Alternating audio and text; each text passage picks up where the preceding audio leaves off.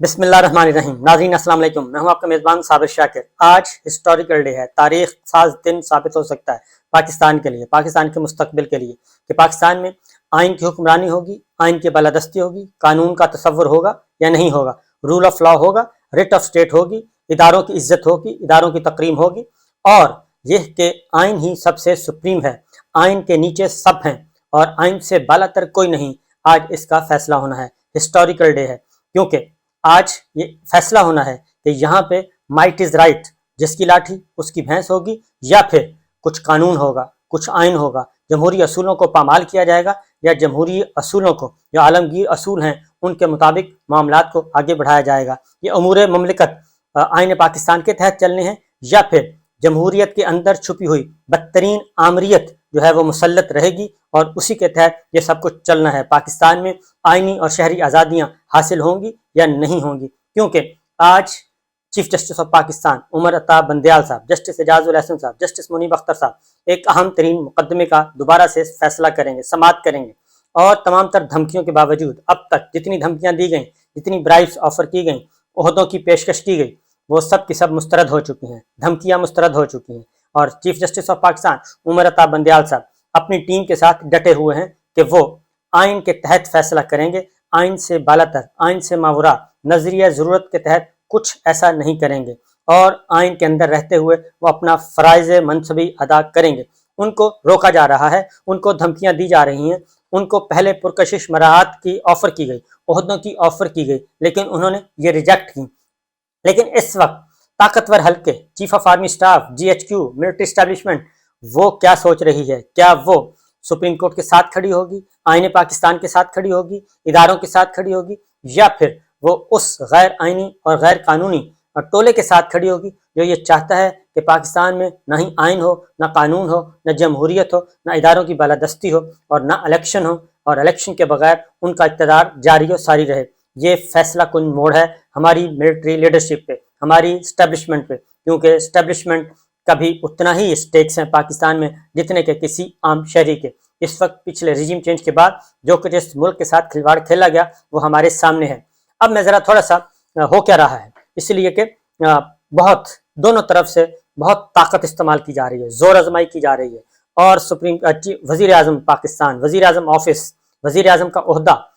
پورے کا پورا ریاستی مشینری، حکومتی مشینری اس وقت سپریم کورٹ آف پاکستان کے ساتھ، چیف جسٹس آف پاکستان کے ساتھ، ان آنریبل ججز کے خلاف ایک سینہ سپر اور چوری اور سینہ زوری کی طریقے سے آگے بڑھ رہے ہیں اور ان کو دھمکا رہے ہیں۔ اور ایسے موقعوں پہ ہماری طاقتور حلقے، ہماری اسٹیبلشمنٹ کس سائڈ پہ کھڑی ہے، وہ کیا فیصلہ کرنے والی ہے، یہ ایک اہم ترین معاملہ ہے۔ کیونکہ وکلا،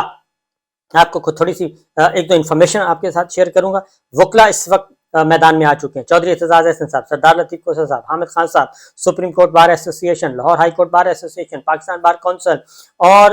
ملک بھر کی درجنوں، بیسیوں، بلکہ 100 سے زیادہ جو بار کونسلز ہیں، بار ایسوسی ایشنز ہیں، وہ چیف جسٹس آف پاکستان کے ساتھ کھڑی ہو چکی ہیں، سپریم کورٹ آف پاکستان کے ساتھ کھڑی ہو چکی ہیں، کیونکہ ان کو دھمکایا جا رہا ہے کہ ہم آپ کے خلاف ریفرنس بھیجیں گے، ہم آپ کو معطل کر دیں گے، ہم آپ کو کام کرنے سے روک دیں گے، اور سپریم کورٹ کے اندر ایک ڈویژن پیدا کرنے کی کوشش، ایک لڑائی پیدا کرنے کی کوشش کی جا رہی ہے، کیونکہ یہ ٹولہ ماضی میں بھی یہ کام کر چکا ہے، ماضی میں یہ چیف جسٹس آف پاکستان کے خلاف یہ حملہ آور ہو چکا ہے، سپریم کورٹ پر حملہ آور ہو چکا ہے، چیف جسٹس آف پاکستان کو بھاگنے پہ مجبور کر چکا ہے۔ میں ذرا اس وقت مخاطب ہوں ہماری ملٹری اسٹیبلشمنٹ کے ساتھ، ہمارے طاقتور حلقوں کے ساتھ، کیونکہ انہوں نے بڑھنا ہے آپ کی طرف۔ یہ نواز شریف صاحب ہیں، نواز شریف صاحب، شریف فیملی، جس کو پالا پوسا اسٹیبلشمنٹ نے ہے، پالا پوسا اسٹیبلشمنٹ نے ان کو کھڑا کیا ہے، ان کو تراشا کیا ہے، ان کو اس بت کو طاقتور بنانے میں ہماری اسٹیبلشمنٹ کا 99% رول ہے، 99% رول اس طاقتور بت کو کھڑا کرنے میں، کیونکہ وجہ یہ ہے کہ کفر و اسلام کی جنگ چھڑ گئی تھی جب پاکستان پیپلز پارٹی 1988 میں محترمہ بے نظیر بھٹو آئیں، ضیاء الحق صاحب کو سامنا تھا ایک پاکستان پیپلز پارٹی سے، لیکن وہ دنیا میں نہیں رہے، اور محترمہ بے نظیر بھٹو انہی کی زندگی میں لینڈ کر چکی تھی، اور اس کو کرش کرنے کے لیے 11 سال ضیاء الحق صاحب نے لگائے، لیکن پاکستان پیپلز پارٹی کرش نہیں ہو سکی۔ محترمہ بے نظیر بھٹو نے لینڈ کیا، اس وقت وزیر اعظم سندھ سے محمد خان جنیجو تھے، انہوں نے محترمہ بے نظیر بھٹو کو ویلکم کیا، جمہوری آزادیوں کا اعلان کیا۔ ضیاء الحق صاحب کو یہ بات پسند نہیں تھی، لیکن ضیاء الحق صاحب نے اسی وجہ سے محمد خان جنیجو صاحب کو برطرف کر دیا تھا، اسمبلیاں توڑ دی تھیں اور ان کو برطرف کر دیا تھا۔ لیکن الیکشن سے پہلے جنرل ضیاء صاحب خود ایک بہت بڑے سازشی حادثے کا شکار ہو گئے اور محترمہ بینظیر بھٹو وزیر اعظم بنی، اور جب منتخب ہو گئی، پارٹی ان کی جیت گئی، ان کا راستہ بھی روکنے کی کوشش کی گئی، کفر و اسلام کی جنگ چھیڑی گئی اور محترمہ بینظیر بھٹو کو کی وزارت عظمیٰ کو کفر سے تشبیہ دی گئی اور نواز شریف صاحب کو عالم اسلام کا ایک لیڈر بنا کے کھڑا کیا گیا۔ رائٹ ونگ کے ووٹ، رائٹ ونگ کی قیادت نواز شریف صاحب پہ کروائی گئی، اور یہ ساری چیزیں ریکارڈ پر موجود ہیں۔ اس کے بعد کیونکہ یہ ساری چیزیں جو ہیں یہ آج کے دور سے ابھی یہ ان کے ساتھ جڑی ہوئی ہیں، جو میں آپ کو تاریخ بتا رہا ہوں۔ نواز شریف صاحب کو مسلسل محترمہ بینظیر بھٹو پاکستان پیپلز پارٹی کے مقابلے میں کھڑا کیا جاتا رہا، اور یہ جتنے بھی کردار اس وقت ہیں عمران خان صاحب کے خلاف پاکستان پیپلز پارٹی کے علاوہ، یہ سب کے سب پاکستان پیپلز پارٹی کے خلاف تھے، اور آج یہ پی ڈی ایم اور پاکستان پیپلز پارٹی کا اتحاد، یہ اس وقت حکمراں جماعت ہے، یہ سارے کے سارے کردار یہی تھے۔ عمران خان صاحب ایک نئے کریکٹر آئے ہیں۔ ہوا یہ 1997 میں، کیونکہ نواز شریف صاحب بدستور اپنی طاقت کا استعمال کرتے جا رہے تھے، آگے بڑھتے جا رہے تھے۔ 1997 میں ہوا یہ کہ سپریم کورٹ پر ایک حملہ ہوتا ہے اور چیف جسٹس سجاد علی شاہ صاحب تھے۔ حملہ کیسے ہوتا ہے؟ اس سے پہلے ہوا یہ کہ پاکستان پیپلز پارٹی محترمہ بینظیر بھٹو کا زمانہ تھا، سجاد علی شاہ صاحب چیف جسٹس تھے، اور اس کے بعد الیکشن ہوتے ہیں۔ الیکشن میں مسلم لیگ نواز 2/3 میجورٹی سے جیت جاتی ہے، لیکن اس دوران نواز شریف صاحب کے ساتھ توہین عدالت کی کارروائی شروع ہوتی ہے ایک مقدمے میں، اور پریزیڈنٹ فاروق لغاری صاحب تھے، لیکن اس توہین عدالت کی کارروائی کو رکوانے کے لیے کوشش کی جاتی ہے، اور پھر سپریم کورٹ کے اندر سے ججز کو خریدنے کی کوشش کی جاتی ہے، اور یہ کام رفیق تارڑ صاحب کے ذمہ لگایا جاتا ہے۔ رفیق تارڑ صاحب کون ہیں؟ رفیق تارڑ صاحب ڈسٹرکٹ اینڈ سیشن جج بھرتی ہوئے تھے، اس کے بعد ہائی کورٹ کے جج بنے، پھر ہائی کورٹ کے چیف جسٹس بنے، پھر وہ سپریم کورٹ کے جج بنے، اور محترمہ بینظیر بھٹو کے ہمیشہ پاکستان پیپلز پارٹی کے اگینسٹ اسی کفر و اسلام کی جنگ میں پاکستان پیپلز پارٹی کے مقابلے میں ڈٹ کر کھڑے رہتے تھے۔ اور جب نواز شریف صاحب کی اسمبلی توڑ کے صدر اسحاق خان صاحب نے نواز شریف صاحب کو فارغ کیا، تو وہ اس بینچ کا حصہ تھے جس بینچ نے نواز شریف صاحب کو بحال کیا تھا، اور اس میں رفیق تارڑ صاحب نے اضافی نوٹ لکھا تھا صدر اسحاق خان کے خلاف، اور صدر اسحاق خان کے خلاف اسپیشل نوٹ لکھا تھا، اضافی نوٹ لکھا تھا، کیونکہ وہ بحال ہو گئے تھے، اور سجاد علی شاہ نے ان کی بحالی کی مخالفت کی تھی۔ اس کے بعد ہوا یہ کہ 3 ججز کو، 3 سینئر ججوں کو اگنور کرتے ہوئے محترمہ بینظیر بھٹو نے چیف جسٹس سجاد علی شاہ صاحب کو چیف جسٹس سپریم کورٹ بنایا۔ رفیق تارڑ صاحب کو اس بات کا دکھ تھا، اور جب رفیق تارڑ صاحب ریٹائر ہوئے تو انہوں نے نہ ہی فل کورٹ ریفرنس اپنے اعزاز میں وصول کیا، اور نہ ہی سپریم کورٹ کا جو ڈنر تھا ان کے اعزاز میں اس میں شرکت کی، کیونکہ کفر و اسلام کی جنگ چل رہی تھی۔ رفیق تارڑ صاحب اس کے بعد جب یہ 1997 کا معاملہ ہوتا ہے تو پھر رفیق تارڑ صاحب نکلتے ہیں، اور کیونکہ یہ ساری چیزیں وہ ہیں جو رپورٹ ہو چکی ہیں، رفیق تارڑ مرحوم صاحب نکلتے ہیں اور وہ ایک بینچ کو مینیج کرتے ہیں، اور بینچ کو مینیج کرنے کے بعد چیف جسٹس سجاد علی شاہ صاحب کے خلاف بغاوت ہوتی ہے، اور اس بغاوت کے بعد یہ بغاوت ہوتی ہے نومبر 1997 میں، نومبر 1997 میں یہ فتح کر لیا جاتا ہے۔ بالآخر سپریم کورٹ فتح ہوئی، چیف جسٹس سجاد علی شاہ صاحب کو فارغ کیا گیا، اور اس میں ارشاد حسن خان صاحب کام آئے اور سعید الزمان صدیقی صاحب کام آئے۔ ارشاد حسن خان صاحب بعد میں پرویز مشرف صاحب کے ظفر علی شاہ کیس کا جو فیصلہ تھا وہ ارشاد حسن خان نے دیا، اور انہیں 3 سال کے لیے امینڈمنٹ کا اختیار بھی دیا، اور پھر چیف الیکشن کمشنر بھی بنے، سب کچھ اہم عہدوں پر رہے گی ارشاد حسن خان۔ سعید الزمان صدیقی صاحب چیف جسٹس سپریم کورٹ بنے، اور اس کے بعد وہ ان کو گورنر سندھ بنایا گیا، اس وقت بنایا گیا جب وہ بستر مرگ پہ تھے۔ یہ نواز شریف صاحب کا اعزاز تھا۔ نومبر 1997 میں سجاد علی شاہ صاحب کو جب فارغ کر دیا گیا اور سپریم کورٹ فتح ہو گئی، تو اس کے بعد اگلے چند ہی دن کے بعد، یعنی کہ 2 دسمبر 1997 کو صدر فاروق لغاری صاحب 2 دسمبر 1997 کو صدر فاروق لغاری صاحب بھی اپنے عہدے سے الگ ہو گئے، کیونکہ اس کے بعد ایک امینڈمنٹ کی گئی اور آئینی ترامیم کی گئی، اور آئینی ترامیم میں اہم ترین اختیارات جو ہیں وہ صدر مملکت سے لے لیے گئے، اور فاروق لغاری صاحب کے یہ بھی الزام تھا کہ وہ چیف جسٹس سجاد علی شاہ صاحب کو سپورٹ کر رہے ہیں۔ چیف جسٹس سجاد علی شاہ صاحب نے ایک بات نوٹ کر لیجئے گا، چیف جسٹس سجاد علی شاہ صاحب نے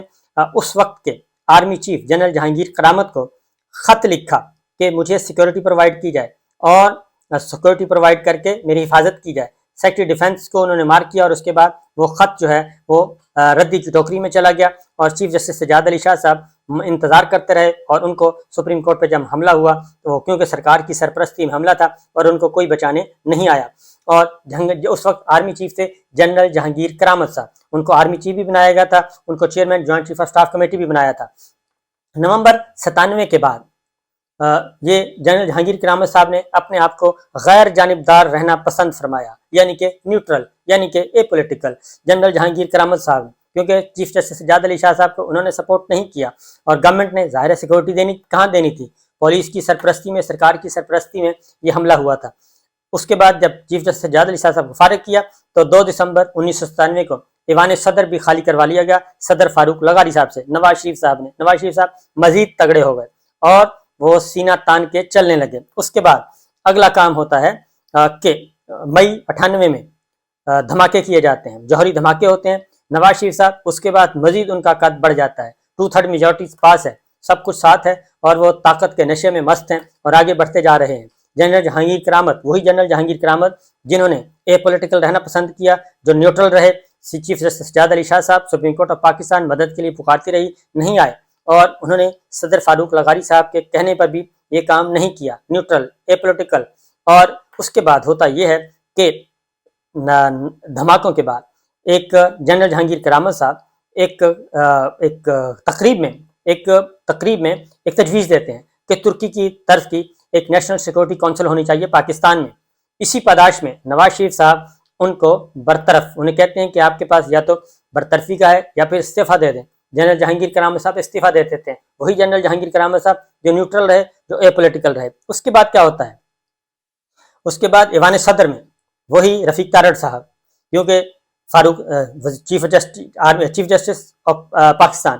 وہ سپریم کورٹ فتح ہو گئی، اس کے بعد ایوان صدر خالی کروا لیا گیا فاروق لغاری صاحب سے۔ اس کے بعد مارچ 1997 میں انہی رفیق تارڑ صاحب کو صدر پاکستان بنا دیا جاتا ہے، کیونکہ اس وقت نواز شریف صاحب پنجاب سے تھے، اور روایت یہ تھی کہ اگر وزیر اعظم پنجاب سے ہے تو چھوٹے صوبے سے صدر مملکت کا عہدہ ان کو دیا جائے گا۔ سومرو صاحب کا نام آیا، گوہر ایوب صاحب کا نام آیا، اور ایک دو نام آئے، لیکن نواز شریف صاحب نے کہا کہ نہیں، اتنا بڑا کام ہوا ہے تو رفیق تارڑ صاحب ہی بہترین ہے۔ رفیق تارڑ صاحب کو صدر مملکت بنا دیا گیا، اور اس طریقے سے ایوان صدر بھی حاصل کر لیا گیا۔ اس کے بعد 97 میں ایوان صدر ہو گیا، اور 98 میں جنرل جہانگیر کرامت صاحب کو بھی فارغ کر کے مشرف صاحب کو صدر چیف آف آرمی اسٹاف بنا دیا گیا۔ اس کے بعد کیا ہوتا ہے؟ اس کے بعد کیونکہ سپریم کورٹ نواز شریف صاحب فتح کر چکے تھے، ایوان صدر فتح کر چکے تھے، جہانگیر کرامت کو فارغ کر کے GHQ کو بھی فتح کر چکے تھے، پرویز مشرف صاحب آئے، اور پرویز مشرف صاحب کو بھی 1999 میں اس وقت برطرف کر دیا جب وہ بیرون ملک سے آ رہے تھے، اور اس طریقے سے نواز شریف صاحب کا یہ دور ختم ہوتا ہے۔ اور اس کے بعد جب واپس آتے ہیں نواز شریف صاحب، کیونکہ مشرف صاحب نے اے پولیٹیکل رہنا پسند نہیں کیا تھا، نیوٹرل رہنا پسند نہیں کیا تھا، اس کے بعد نواز شریف صاحب واپس چلے جاتے ہیں، سرور پیلس چلے جاتے ہیں، اور ان کا عہد ختم ہو جاتا ہے۔ پھر وہی پرویز مشرف صاحب انہی نواز شریف صاحب کو واپس لاتے ہیں، اور NRO کے ذریعے، اور واپس لا کے ان کو وزیر اعظم بننے کا بھی موقع ملتا ہے۔ صدر مشرف صاحب دربدر ہو جاتے ہیں، ان سے ایوان صدر خالی کروا لیا جاتا ہے، زرداری صاحب ایوان صدر سنبھالتے ہیں، اور نواز شریف صاحب ان کے ساتھ ہوتے ہیں۔ اس کے بعد پرویز مشرف صاحب کے ساتھ جو کچھ ہوا وہ ہمارے سامنے ہے، اور پھر آج بھی ویسا ہی کچھ ہو رہا ہے۔ سپریم کورٹ آف پاکستان منتظر ہے کہ ان کو کون طاقت اور سپورٹ فراہم کرتا ہے۔ اس وقت ایوان صدر جو ہے وہ خالی ہاتھ ہے، ایوان صدر کے پاس جتنی کوشش ہے ایوان صدر سپورٹ کر رہا ہے، اور ایوان صدر ایک اخلاقی، قانونی، آئینی حدود میں رہ کے سپریم کورٹ کے ساتھ کھڑا ہے، لیکن فیصلہ کرنا ہے کہ GHQ نے، فیصلہ کرنا ہے چیف آف آرمی اسٹاف نے، کیونکہ وہ جنرل جہانگیر کرامت کی طرح نیوٹرل رہنا پسند کریں گے، اے پولیٹیکل رہنا پسند کریں گے، یا پھر اپنا رول ادا کریں گے سپریمیسی آف لا کی، رول آف لا کے لیے، سپریمیسی آف لا کے لیے، پارلیمان کے لیے، جمہوریت کے لیے۔ تو یہ ایک مختصر سی تاریخ ہے۔ آج پھر میدان سج رہا ہے، اور آج وکلا نے آنے کا اعلان کر دیا ہے، شاہراہ دستور پہ ریڈ زون کو سیل کر دیا گیا ہے۔ اسلام آباد پولیس کی طرف سے بتا دیا گیا ہے کہ کسی عام شہریوں کو ریڈ زون میں داخل ہونے کی اجازت نہیں ہوگی۔ سپریم کورٹ آف پاکستان میں کسی غیر متعلقہ شخص کو داخل ہونے کی اجازت نہیں دی جائے گی، جبکہ وکلا اس بات کا اعلان کر چکے ہیں، چودھری اعتزاز حسن، حامد خان صاحب، سردار لطیف خان کوسہ صاحب، Pakistan bar council, supreme court bar ایسوسی ایشن، Lahore high court bar association اور دنیا پاکستان بھر کی 100 سے زیادہ بار ایسوسیشن اور کونسل حمایت کا اعلان کر چکی ہیں چیف جسٹس عمر عطا بندیال صاحب پہ۔ اسی طریقے سے حملہ وہی 1997 کا اسکرپٹ چل رہا ہے اور وہی کردار ہے، وہی خاندان ہے، وہی سب کچھ ہے، اور اوپر بھی وہی خاندان ہے، جو فیسیلیٹیٹر ہے وہ بھی وہی ہے، اور جو مینوورنگ کر رہا ہے وہی خاندان، جو انجینئرنگ کر رہا ہے وہی خاندان۔ سپریم کورٹ آف پاکستان میں چیف جسٹس کا عہدہ ایک بار پھر خطرے میں ہے۔ تو دیکھنا یہ ہے کہ باقی سیاسی جماعتیں کیا نواز شریف صاحب کو اسی طریقے سے اقتدار کے نشے میں بدمست کریں گی، کیا آرمی چیف اور جی ایچ کیو اسی طریقے سے نواز شریف صاحب کو بے لگام چھوڑ دیں گے، اور اس کے بعد پھر ان کی باری ہوگی کہ سپریم کورٹ فتح ہو گیا تو پھر ایوان صدر فتح کرنا ہے، اور ایوان صدر فتح ہو گیا تو پھر جی ایچ کیو کو فتح کرنا ہے، اور جی ایچ کیو کو جنرل جہانگیر کرامت صاحب، جنرل پرویز مشرف صاحب ہمارے سامنے ہیں، ان کا کردار، ان کا رول اور ان کا انجام۔ اجازت دیجیے، اللہ حافظ۔